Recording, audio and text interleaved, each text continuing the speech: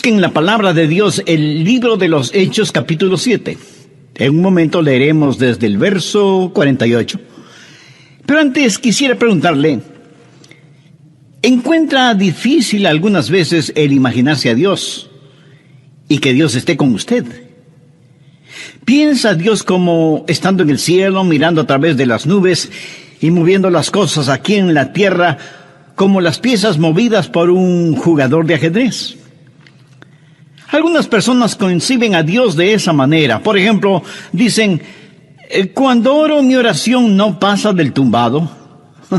Bueno, tal vez han fracasado en entender que Dios también vive debajo del tumbado. Hoy deseo hablar de cómo experimentar la presencia de Dios. Y este es un tema sobre el cual me fascina hablar porque es muy significativo para mí personalmente y creo que puede ser de mucha ayuda para usted como creyente el cubrir su corazón y su mente con esta básica verdad bíblica y que francamente, debo confesarlo, no la supe por mucho tiempo. ¿Dónde vive Dios? Quiero decir, si usted quisiera escribirle una carta, ¿sabe a qué dirección escribir? ¿En qué clase de edificio vive Dios? Llamamos a los templos las casas de Dios, pero ¿lo son en verdad? Veamos Hechos capítulo 7 desde el verso 47. Mas Salomón le edificó casa, si bien el Altísimo, ese es otro nombre para Jehová, Dios, no habita en templos hechos de mano, como dice el profeta. El cielo es mi trono y la tierra el estrado de mis pies. ¿Qué casa me edificaréis? Dice el Señor. ¿O cuál es el lugar de mi reposo? ¿En dónde mismo vive Dios? Le sorprenderá a usted al estudiar la Biblia el descubrir que Dios ha vivido en una serie de casas. Dios crea y diseña una casa, la habita por un tiempo, y si la casa está sucia, Dios sale de ella. Usted me dirá, pastor, no entiendo de lo que me está hablando. Bueno, usted va a aprender un principio en este mensaje. Dios no vivirá en una casa sucia. Otros podrán hacerlo, pero el único Dios verdadero, no. Dios ha vivido en una variedad de casas. La primera casa de Dios fue un hombre, y su nombre fue Adán. Adán fue una casa, y Dios vivió en Adán.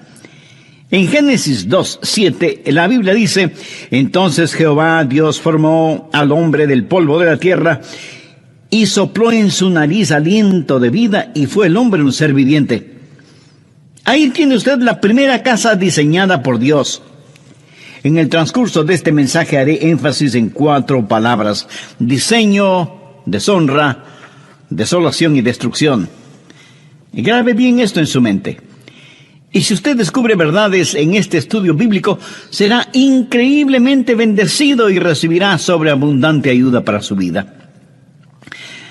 Así que Adán fue una casa diseñada. Dios diseñó a Adán, y Adán fue una casa de 3 cuartos. El cuarto exterior se llamó cuerpo, el cuarto interior su alma, y el tercer cuarto su espíritu. Dios formó a Adán del polvo de la tierra, y eso es su cuerpo. Y Dios le dio vida física. Dios sopló en su nariz el aliento de vida, y ese es su espíritu. La palabra soplar y la palabra espíritu son las mismas palabras, el espíritu de vida. Adán vino a ser una criatura espiritual. La Biblia dice, y fue el hombre un ser viviente. Ahí están las 3 partes en la naturaleza de Adán y las 3 partes de su naturaleza. Todos los seres humanos somos cuerpo, alma y espíritu. Esa es la razón por la que Pablo dice en 1 Tesalonicenses 5, 23 y 24, y el mismo Dios de paz os santifique por completo, y todo vuestro ser, espíritu, alma y cuerpo, sea guardado irreprensible para la venida de nuestro Señor Jesucristo. Fiel es el que os llama, el cual también lo hará. Pablo les está diciendo que oraba a Dios para que el cuerpo, alma y espíritu de ellos fuera guardado sin mancha. Dios hizo de Adán una casa, no una casa para Adán. Adán era la casa para que viva Dios. Déjeme le explico esto. El cuerpo de Adán fue lo que podríamos llamar el hombre exterior. La Biblia llama a nuestros cuerpos casas. Y con este hombre exterior, con su cuerpo, Adán conoció la vida física y el mundo físico. Podríamos decir, el mundo debajo de él. Pero también tenía un hombre interior que es el alma. La palabra griega para alma es psique. Es la palabra de donde tenemos psicología y psiquiatría y psiquis. El alma es la mente, las emociones, la voluntad. Es lo que hace de usted. Usted es su personalidad, su sentido del humor. Determina lo que le gusta o disgusta. Son todas las idiosincrasias y proclividades que hacen de usted la persona maravillosa y única que es. Eso es su alma. Y está dentro de usted. Usted puede ver mi cuerpo, pero no puede ver mi alma. Pero usted puede sentir mi alma cuando hablo, porque usted puede escuchar mi mente, mis emociones y mi voluntad. Y esa es una expresión que mi cuerpo está haciendo de lo que está en mi interior.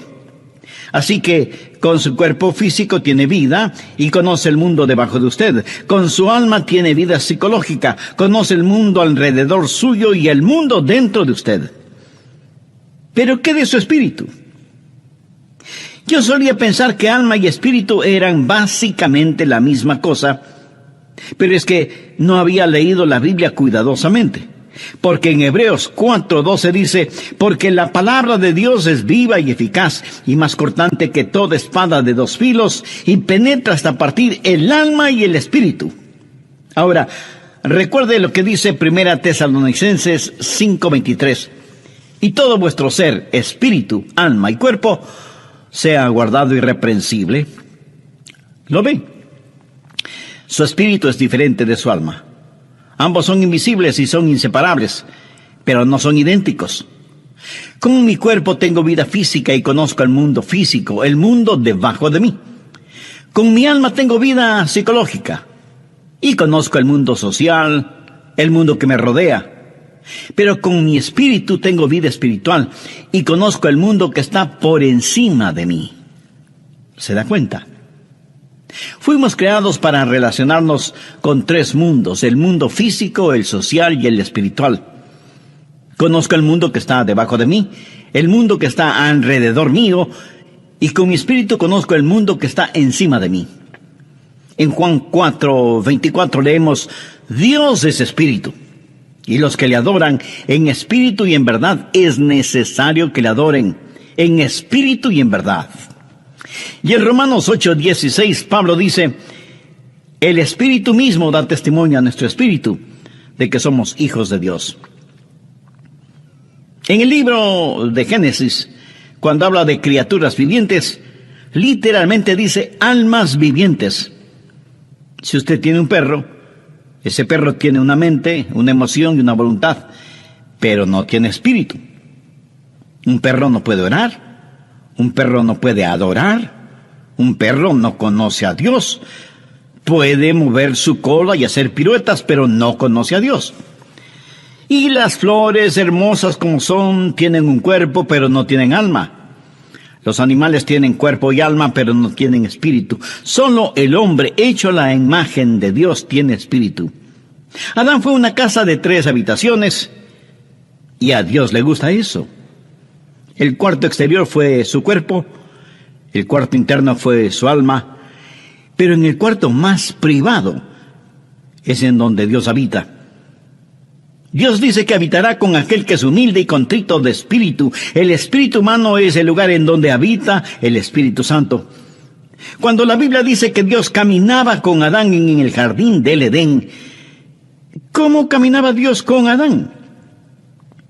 ¿Caminaba Dios al lado de Adán? Dios no tiene un cuerpo físico. Dios caminaba en él y con él.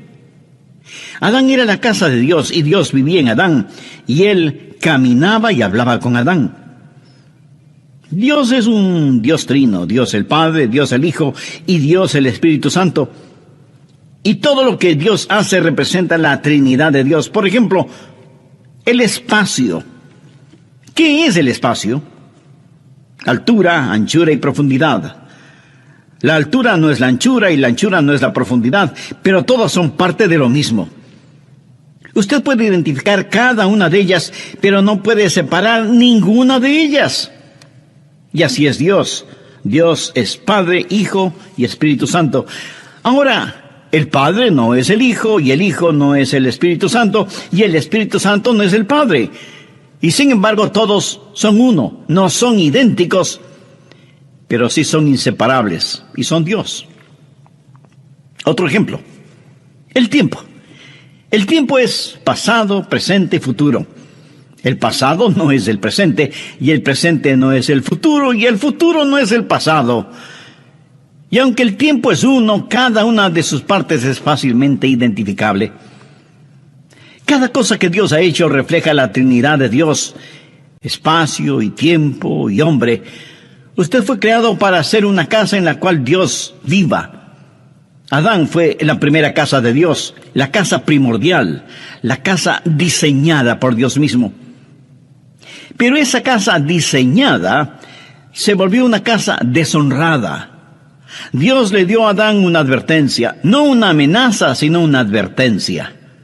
Dios le dijo a Adán: hay un árbol en el jardín del Edén, el fruto del cual no debes comer, porque el día que llegues a comerlo, de seguro morirás. Y todos sabemos, Adán desobedeció y comió del fruto de ese árbol. Génesis 3:6 nos dice que Eva tomó del fruto y lo comió, y dio también a su marido, y él lo comió. Y por tanto, el pecado entró en esa casa. El pecado manchó y ensució la casa. Y la casa que fue diseñada por Dios se volvió en una casa deshonrada por el hombre. Dios les advirtió que no lo hicieran, pero ellos lo hicieron de todas maneras. Y el pecado entró y manchó la casa en la cual Dios estaba viviendo. Pero algo más sucedió. La casa diseñada, que fue casa deshonrada, se volvió en una casa desolada. ¿Qué pasó cuando Adán pecó? Dios sencillamente salió de esa casa, porque Dios no puede vivir en una casa sucia.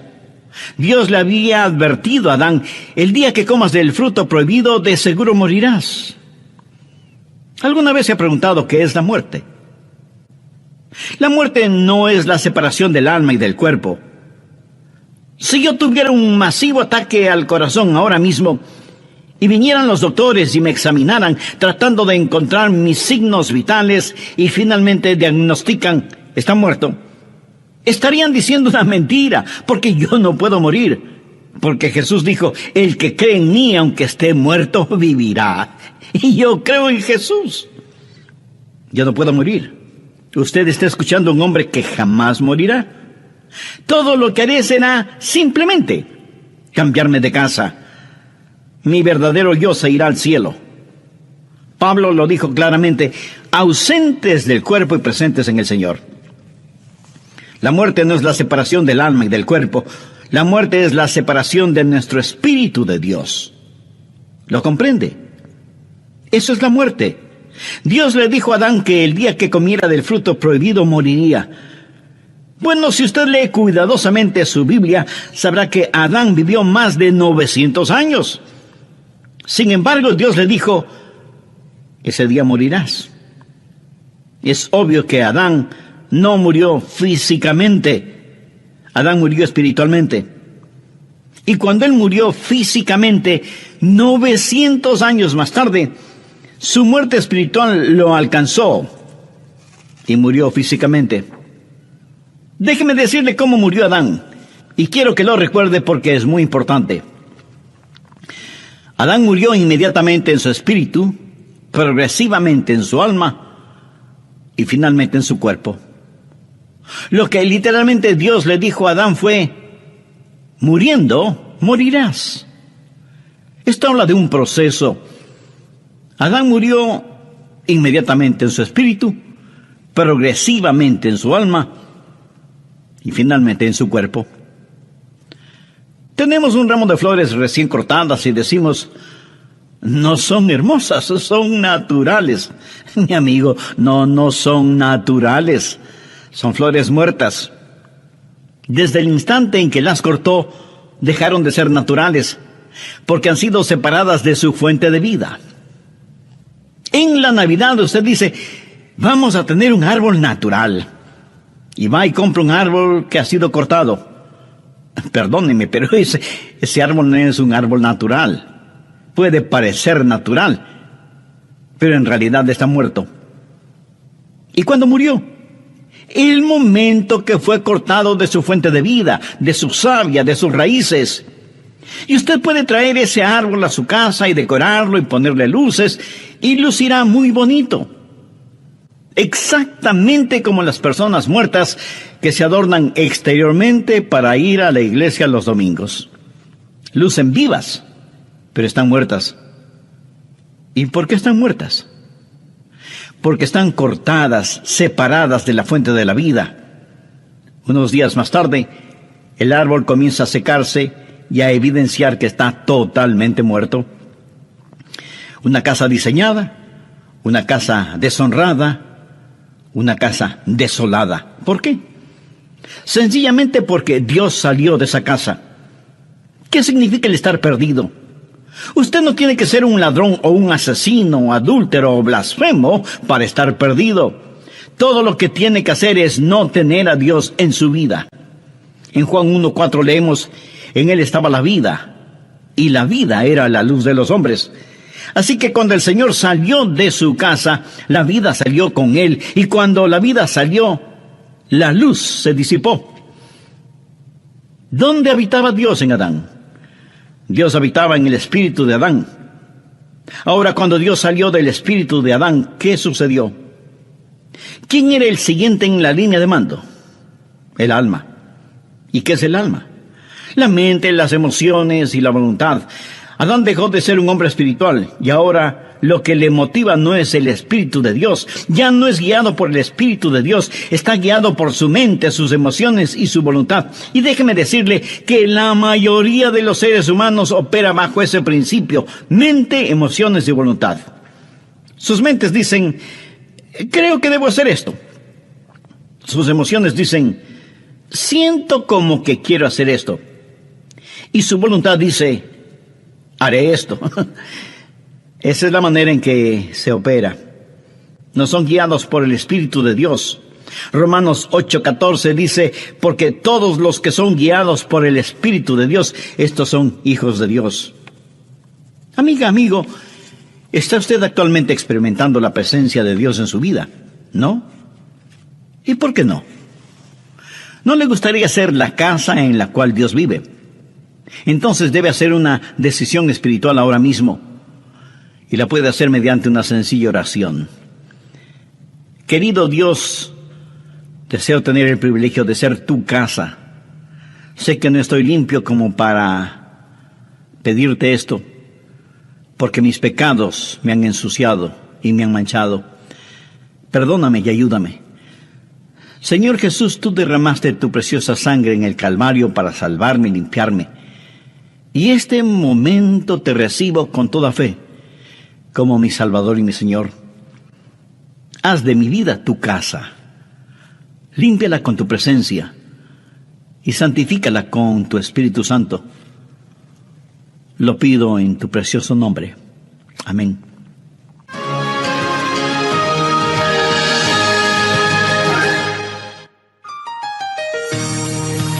¿Sabía que Dios tiene un número impresionante de casas aquí en la tierra? Diferentes estilos arquitectónicos, variedad de colores en todos los continentes, y Dios habita en cada una de esas casas. Y algunos de ustedes estarán pensando, pastor, Dios no necesita casas aquí en la tierra, Él tiene su cielo.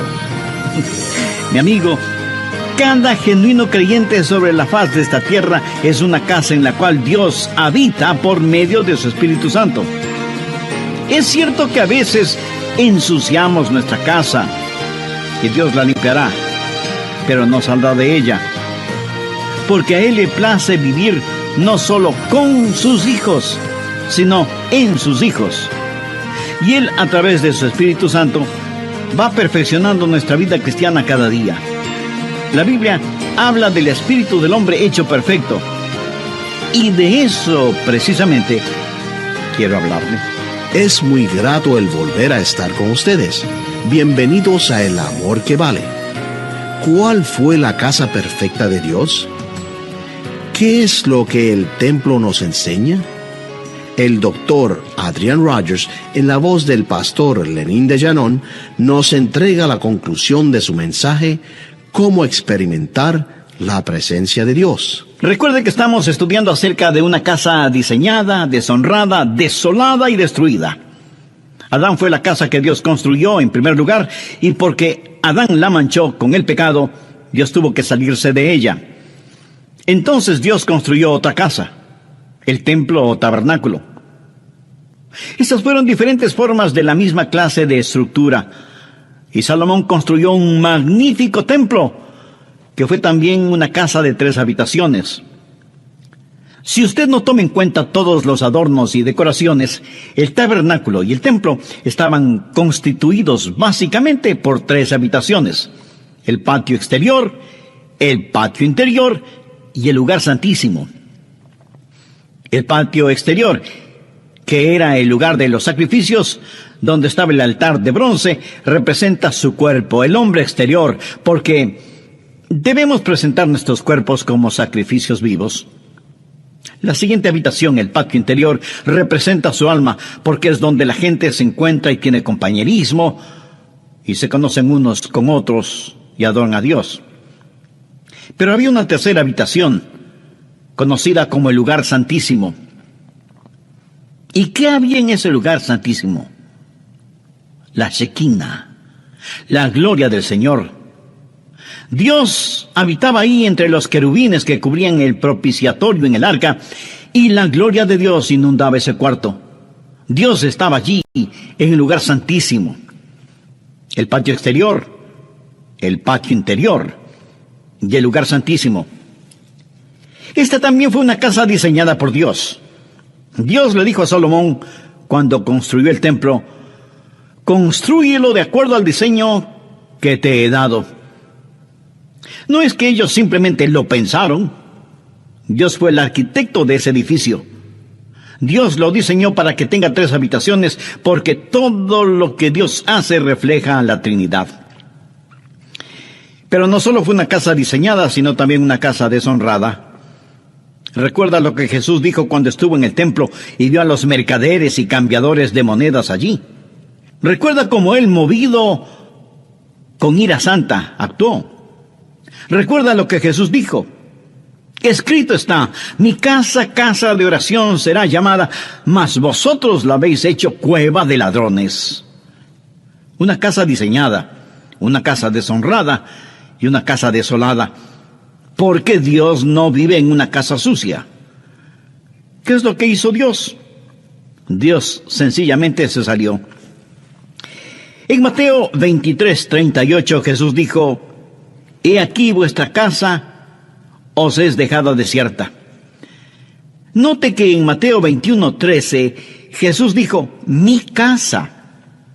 Pero aquí en Mateo 23:38 dice: «vuestra casa os es dejada desierta». ¿Lo entiende?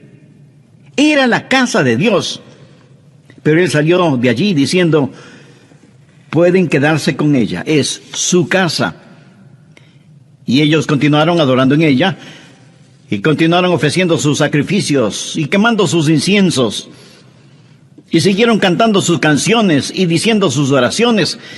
Pero Dios estaba a miles de años luz de distancia espiritualmente. Él les dijo: es su casa. Y ellos continuaron siendo religiosos en ella. Una casa diseñada, una casa deshonrada, una casa desolada y, por último, una casa destruida. En Mateo 24, los discípulos trajeron a Jesús para mostrarle el templo como si Él nunca lo hubiera visto. Y dijeron: no es realmente hermoso. Y Jesús les dijo: ¿veis todo esto? De cierto os digo que no quedará piedra sobre piedra. No quedará piedra sobre piedra. Y eso es verdad. He estado allí, lo he visto con mis propios ojos. No quedará piedra sobre piedra. Ese magnífico templo que Herodes construyó ya no existe. ¿Por qué? Una casa diseñada, una casa deshonrada, una casa desolada y una casa destruida. Bien, la primera casa de Dios fue Adán, luego el tabernáculo, el templo, que fue como una lección. La siguiente fue la casa perfecta de Dios. ¿Sabe qué casa fue? Nuevamente un hombre, y su nombre es Jesús, el último Adán, quien vino a restaurar lo que el primer Adán perdió y a enseñarnos qué es lo que el templo nos enseña. ¿Fue Jesús una casa de Dios? Por supuesto que sí. Leamos Juan capítulo 2, los versos del 19 al 21. Respondió Jesús y les dijo: destruid este templo y en 3 días lo levantaré. Dijeron luego los judíos: en 46 años fue edificado este templo, y tú en 3 días lo levantarás. Mas él hablaba del templo de su cuerpo. Ellos no entendieron que Jesús estaba hablando de otro templo, que Jesús mismo era el templo. Recapitulemos esto. Primero, una casa diseñada. El cuerpo de Jesús fue obra del Dios Todopoderoso. En Hechos 10:5 leemos: me preparaste cuerpo. El cuerpo de Jesús fue el perfecto diseño de Dios el Padre. Esa es la razón del nacimiento virginal, concebido en el vientre de María. Él vino como vino, nacido de una virgen, para hacer lo que fue, sin pecado, para hacer lo que hizo, morir por nuestros pecados. Y murió por nuestros pecados para que nosotros seamos lo que Él es, Hijo de Dios. Se hizo Hijo del Hombre para que nosotros podamos ser hijos de Dios. Nació de una virgen para que nosotros podamos nacer de nuevo. Él vino a la tierra para que nosotros podamos ir al cielo. Jesús fue una casa diseñada. Segundo, una casa deshonrada. Usted dirá: oh no, pastor, no esa casa. Busque Isaías 53:6. Todos nosotros nos descarriamos como ovejas, cada cual se apartó por su camino, mas Jehová cargó en él el pecado de todos nosotros. Escuche, mi pecado, su pecado, nuestros pecados fueron puestos sobre el Señor Jesucristo. Nuestros pecados mancharon y ensuciaron esa casa. Busque 1 de Pedro 2:24, quien llevó él mismo nuestros pecados en su cuerpo. Nuestros pecados con toda su vileza fueron puestos sobre el Señor Jesucristo. Y esa es una buena razón para que usted ame al Señor Jesús. No hay nada que me conmueva más que Getsemaní. Y cuando pienso en Getsemaní, mis ojos se llenan de lágrimas al recordar la oración de Jesús. Padre mío, si es posible, pase de mí esta copa. Ahora, ¿qué había en esa copa? Todos los pecados de todos los tiempos de toda la humanidad. Ahora, no piense en todas las naciones del mundo, piense en su propio país, en su propia ciudad, en su pueblito o en su aldea. Y piense solo en el pecado de la mentira en un solo día. Piense en las blasfemias que se dicen en un solo día y las perversiones sexuales que ocurren en un solo día. Multiplique eso por todas las naciones, pueblos y aldeas que hay en todo el mundo durante todas las épocas. Destílelo hasta lo sumo. Póngalo en una copa y désela a beber al Hijo de Dios. Él se volvió pecado por nosotros. Y cuando Él se volvió pecado, Dios el Padre tuvo que tratarlo como trataría a cualquier pecador bajo juicio. El apóstol Pablo dice en Romanos 8:32, el que no escatimó ni a su propio Hijo, sino que lo entregó por todos nosotros. Jesús no solo llevó nuestros pecados, pero Él, el Hijo de Dios, fue el objeto del aborrecimiento del Padre. Tercero, una casa desolada. Cuando Jesús estuvo clavado en la cruz y cuando los negros dedos de la oscuridad cubrieron el monte Calvario, cuando la tierra tembló y se estremeció, y Jesús soportó todo el peso de nuestros pecados, y Él clamó: Dios mío, ¿por qué me has desamparado? Le diré por qué el Padre le desamparó. Dios no puede vivir en una casa sucia. Él abandonó esa casa que quedó desolada. Y Jesús murió solo. Amigo, comprende el impacto de esto.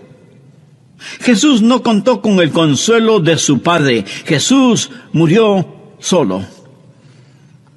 Cuando David caminó por el valle de sombra de muerte, él pudo decir: no temeré mal alguno, porque tú estarás conmigo. Jesús no pudo decir ni siquiera eso. Estuvo olvidado de Dios y de los hombres, suspendido entre el cielo y la tierra, una casa diseñada, una casa deshonrada, una casa desolada.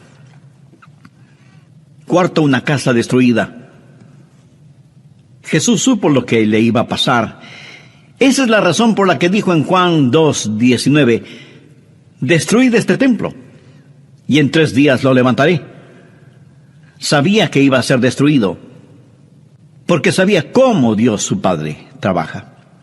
Bien, la casa primaria de Dios fue Adán. La segunda casa diseñada por Dios fue el templo. Y la tercera y perfecta casa fue el Señor Jesucristo. Pero sabía que Dios tiene otras casas. Sabía que Dios dejó de cambiarse de casa. Déjeme decirle cuál es la casa permanente de Dios. Si usted es un genuino hijo de Dios, mírese a usted mismo. Mire a los otros hijos e hijas de Dios. ¿Qué es lo que dice 1 Corintios 3:16? ¿No sabéis que sois templo de Dios y que el Espíritu de Dios mora en vosotros? Y más adelante en 1 Corintios 6:19 y 20 leemos: ¿o ignoráis que vuestro cuerpo es templo del Espíritu Santo, el cual está en vosotros, el cual tenéis de Dios, y que no sois vuestros? Porque habéis sido comprados por precio. Glorificad pues a Dios en vuestro cuerpo y en vuestro espíritu, los cuales son de Dios. Dios vino a vivir en nosotros y ya no se cambiará de casa. En relación con este cuerpo, este templo, Jesús dijo: y yo rogaré al Padre y os dará otro Consolador, para que esté con vosotros para siempre. Dios ha dejado de cambiarse de casa. Tal vez usted me diga: pastor, no entiendo eso. Usted dice que Dios no vive en una casa sucia, y yo sé que no estoy sin pecado, sé que he fallado y he hecho cosas malas. ¿Dios no se saldrá de mi casa? Amigo, esa es una interesante y maravillosa pregunta. Le diré por qué Dios no saldrá de su casa. Porque cuando Jesús murió por usted, Él pagó por todos sus pecados pasados, presentes y futuros. Y la Biblia dice en Romanos 4:8: bienaventurado el varón a quien el Señor no inculpa de pecado. ¿No es eso algo extraordinario? Dios limpiará la casa, pero no saldrá de ella. El pecado por el cual murió Jesús jamás será puesto en su cuenta si usted ha recibido al Señor Jesucristo como su Salvador y su Señor en forma personal. Él nunca lo hará. La Biblia habla del espíritu del hombre hecho perfecto, y de eso quiero hablarle. Y deseo que usted atesore estas lecciones en lo más profundo de su corazón. La primera lección tiene que ver con la salvación. ¿Qué es la salvación? Salvación no es sacar al hombre de la tierra y llevarlo al cielo. Es sacar a Dios del cielo y que venga el hombre. Esa es la diferencia. Mucha gente cree que la salvación es que sus pecados sean perdonados para poder ir al cielo. El que sus pecados sean perdonados es preparación para la salvación. Ir al cielo es un subproducto de la salvación. Salvación es tener a Dios de regreso en su corazón. La segunda lección tiene que ver con la espiritualidad. ¿Quién es una persona espiritual? Es aquella que practica la presencia de Dios. No creo que usted asiste a una iglesia para ser espiritual o para adorar. Más bien traemos nuestra adoración a la iglesia. Verá, cuando usted se salva, cada día es un día santo y cada lugar es un lugar sagrado. Usted es la casa de Dios. Si usted va a tener algo que sea santo, recuerde lo que dice 1 Corintios 6:19. ¿O ignoráis que vuestro cuerpo es el templo del Espíritu Santo, el cual está en vosotros, y que no sois vuestros? Usted tiene que vivir una vida sobrenatural porque Dios vive en usted. Y un cristiano salvado es naturalmente sobrenatural y sobrenaturalmente natural. Me agrada la gente que es sobrenaturalmente natural. Me gusta la gente que es la misma en el cuarto de un hotel o en el culto de adoración. Usted no va a la iglesia únicamente a actuar en forma religiosa. ¿Sabe cómo Jesús llama a los actores? Hipócritas. Escúcheme. Si usted es ya salvo, Dios vive en usted. Y cada día es un día santo y cada lugar es un lugar sagrado. Y todo lo que haga debe hacerlo como para la gloria de Dios. Practique la presencia de Dios. La tercera lección tiene que ver con la seguridad. Gracias a Dios, Él dejó de cambiarse de casa. En Juan 14:16, el Señor Jesús nos dejó una firme y segura promesa. Y yo rogaré al Padre, y os dará otro consolador para que esté con vosotros para siempre. Dios salió de la casa que fue Adán. Dios no va a salir de mi casa. ¿Cuál es la diferencia? Yo tengo algo que Adán no tuvo, a menos que se haya salvado. En el jardín del Edén, Adán fue inocente. Pero yo soy justo. No mi propia justicia, sino la justicia de Dios impartida. ¿Cuál es la diferencia entre inocencia y justicia? Bueno, inocencia es lo que la palabra implica, nunca pecado. Pero la justicia es el regalo de Dios. Es el compartir la naturaleza santa de Dios. Y la cuarta lección tiene que ver con el servicio. ¿Qué es el servicio a Dios? Bueno, servicio a Dios no es hacer algo por Dios, es más bien dejar que Dios haga algo a través suyo. Y si usted piensa que estoy jugando con las palabras, no lo estoy haciendo. Dios vive en usted. Y Dios en usted es adecuado para cada demanda que será puesta sobre su vida hoy y por el resto de su existencia.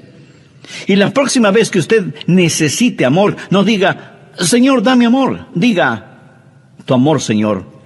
Y la próxima vez que necesite paciencia, diga, tu paciencia, Señor. Y la próxima vez que necesite sabiduría, pida tu sabiduría, Señor. Todo lo que usted necesite está en el Señor Jesucristo. Y el Señor Jesús está en usted. Entonces, todo lo que usted necesita es tener al Señor Jesucristo. Y la Biblia dice que en Él estamos completos. Y cada demanda de Dios sobre su vida es una demanda sobre el Señor Jesús que vive en usted. Hay una sola persona que vivió la verdadera vida cristiana. Su nombre es Jesús. Y si la vida cristiana se vive en su vecindario, en su hogar, en su trabajo, será Jesús quien la viva. Pero la vivirá por intermedio suyo. Y la vida que usted viva será el Cristo en usted viviendo esa vida. Amigo, ¿vive Cristo en usted? ¿Tiene Dios su casa en su corazón? Si usted todavía no ha recibido a Jesús como su Salvador y Señor en forma personal, ¿por qué no lo hace este momento? Si ese es su deseo, le invito a que repita conmigo la siguiente sencilla y breve oración. Señor Jesús, deseo que vengas a vivir en mi corazón. Sé que soy pecador y sinceramente me arrepiento de mis pecados. Perdóname. Y limpia esta casa espiritual para que tú vivas dignamente en ella. Te agradezco por haber puesto tu propia vida para salvar la mía. y porque tú moriste por mí, yo quiero vivir para ti. Hazme un instrumento escogido en tus manos. Lo pido en tu precioso nombre. Amén.